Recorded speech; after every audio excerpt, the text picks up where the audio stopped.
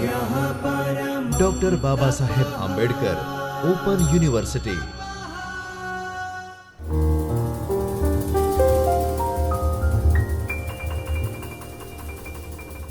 प्रिय विद्यार्थियों, एक बार पुनः आपका मैं assistant professor Saurabh Tripathi Hindu studies विषय में डॉक्टर बाबा साहब अम्बेडकर ओपन यूनिवर्सिटी के चैतन्य स्टूडियो से स्वागत एवं अभिनंदन करता हूं।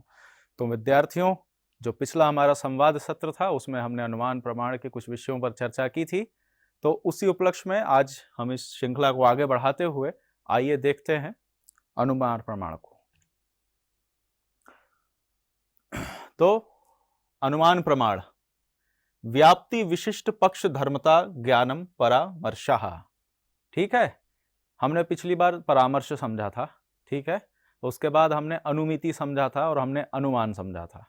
ये तीन जो हमारी आखिरी स्लाइड थी उसमें ये तीन की जो परिभाषाएं हैं उसको हमने देखा था सूत्र रूप में, और उसके बाद फिर उसका अर्थ भी हमने देखा था। तो ये एक सूत्र है कि व्याप्ति विशिष्ट पक्ष धर्मता ज्ञानम परामर्शः। तो क्या कह रहा है ये कि व्याप्ति विशिष्ट पक्ष धर्मता, शब्द याद रखिएगा, विशिष्ट पक्ष धर्मता, व्याप्ति है और क्या है, विशिष्ट पक्ष धर्मता है। तो ऐसा जो ज्ञान है वो क्या है, वो परामर्श है। ठीक है, अब साहचर्य नियमों व्याप्ति ही। ठीक है, तो साहचर्य नियमों व्याप्ति, साहचर्य नियम जहां हो वो व्याप्ति होती है। ठीक है, स्वाभाविकश्च संबंधो व्याप्ति ही। ठीक है, क्या बताया, साहचर्य नियमों व्याप्ति ही, स्वाभाविकश्च संबंधो व्याप्ति ही। ठीक, ये सारे सूत्र हैं जो आपको यदि याद हो जाएं तो बेहतर है।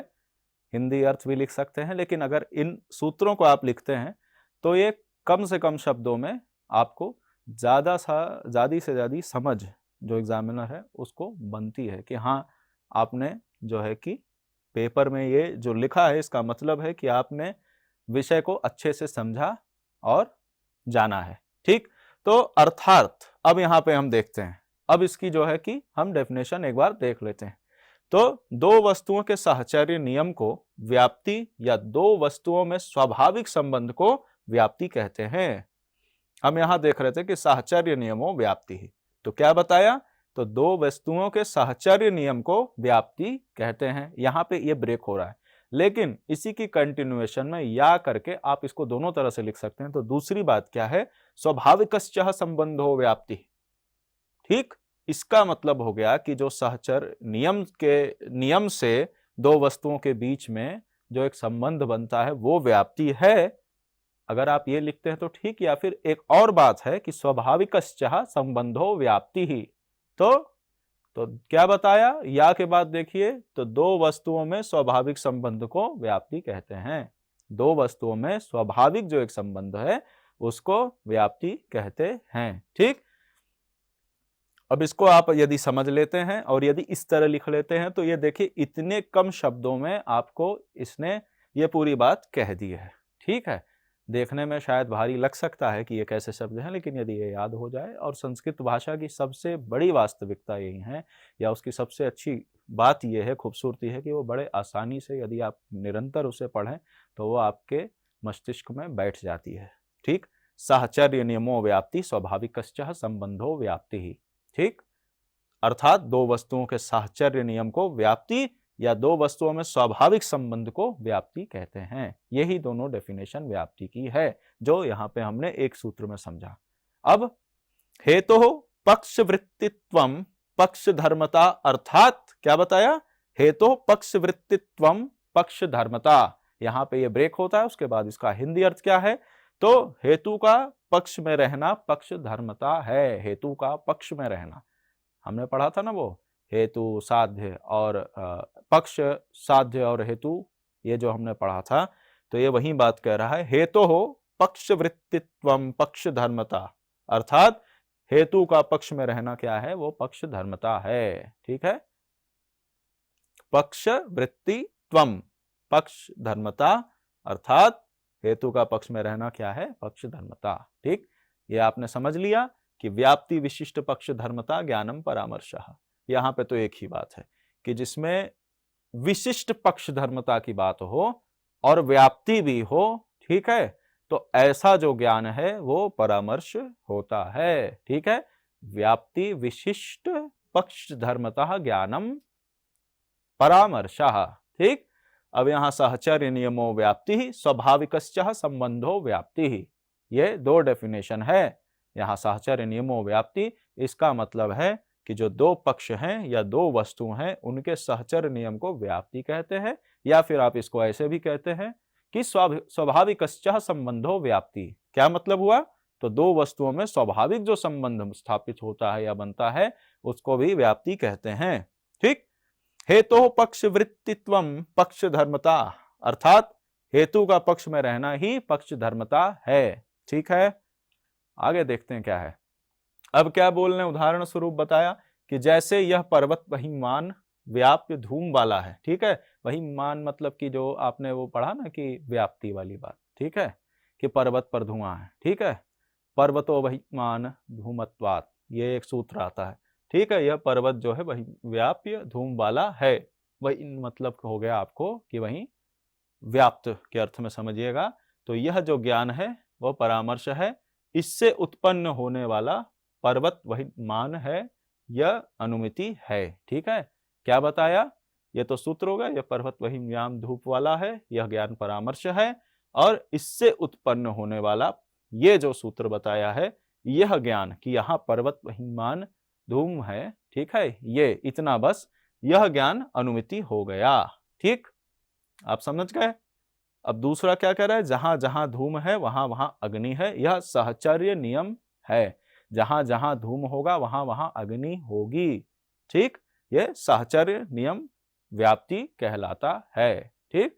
जहां जहां धूम है वहां वहां अग्नि है, यह जो साहचर्य का नियम है या दो वस्तुओं का साथ में चलने का नियम है, यानी कि धूम और अग्नि का, यानी धुएं का और अग्नि का ये जो साहचर्य जो नियम बन रहा है या संबंध बन रहा है, यही व्याप्ति का संबंध होता है।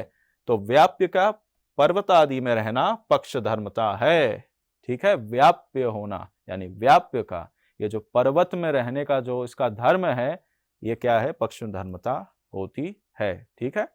एक बार फिर से देखिए, यह पर्वत वही व्याप्य धूम वाला है, यह ज्ञान परामर्श है। बस इतना कि यह पर्वत जो है वही व्याप्य धूम वाला है, इसको आप परामर्श समझिए। और उसके बाद इससे उत्पन्न होने वाला क्या? तो यहां बताया पर्वत वही मान है, यह ज्ञान क्या है? तो यह अनुमिति है, ठीक है। तो जहां जहां धूम है वहां वहां अग्नि है, यह साहचर्य नियम व्याप्ति है, ठीक। और व्याप्य का पर्वत आदि में रहना पक्ष धर्मता होता है या कहलाता है। तो अब इसमें क्या है, आगे देखते हैं कि अनुमान साधन है, अनुमिति उसका फल है। क्या हो गया? बताया कि अनुमान जो है वो एक साधन रूप है या साधन है मात्र है, और अनुमिति जो है वो उसका फल है, ठीक है। साधन और फल, साधन कौन है? अनुमान है, और अनुमिति उसका फल है।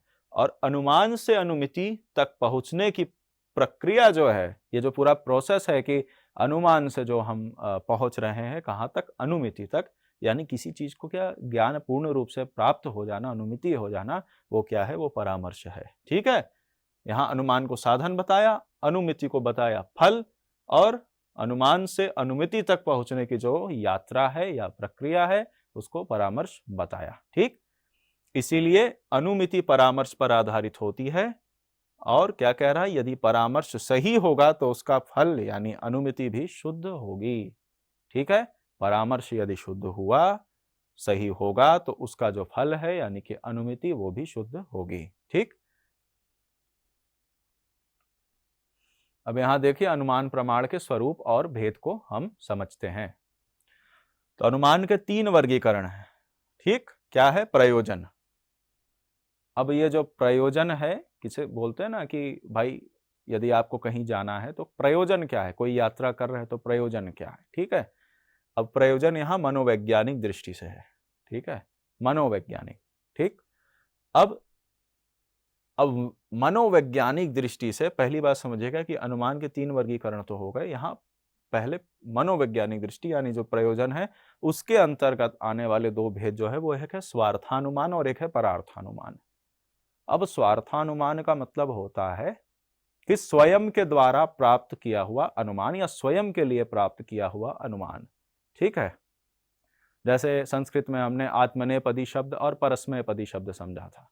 आत्मनेपदी स्वयं के लिए प्रयुक्त होते हैं और परस्मैपदी जो शब्द है वो दूसरे को समझाने के लिए प्रयुक्त करने वाले जो शब्द है वो परस्मैपदी है। उसी प्रकार से यहाँ पे स्वार्थानुमान और परार्थानुमान है। स्वयं के द्वारा लगाया गया अनुमान या स्वयं के द्वारा कोई वस्तु को समझने के लिए लगाया गया अनुमान स्वार्थानुमान है, और परार्थानुमान वो है जो दूसरे को समझाने के लिए आप कोई अनुमान लगाते या बताते हो। ठीक है, अब यहां देखिए कि कारण कार्य प्राचीन न्याय की दृष्टि से, अब कारण कार्य सिद्धांत भी प्राचीन न्याय में जो बहुत प्रसिद्ध है, आप जानते हो कि बहुत सारे दर्शन है जो कारण कार्य सिद्धांत पर विश्वास रखते हैं।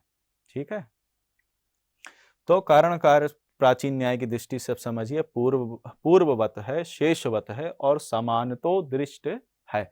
तीन प्रकार के बताए, पूर्ववत है, शेषवत है और समानतो दृष्ट है। ठीक, कितने प्रकार के? तीन प्रकार के बताए, पूर्ववत, ठीक है, पूर्ववत, शेषवत और सामान्यतो दृष्ट। ठीक, अब ये देखिए व्याप्ति, भावाभाव या न्यव्य न्याय की दृष्टि से इनके कितने वर्गीकरण हुए। तो केवल अन्वयी है, ठीक है, अन्वय व्यतिरेकी है, ठीक है, और केवल व्यतिरेकी है। तो ये जो तीन है, अब इसको हम अगली कक्षा में समझेंगे। ठीक, और तब तक के लिए विद्यार्थी मित्रों नमस्कार। स्वाध्यायः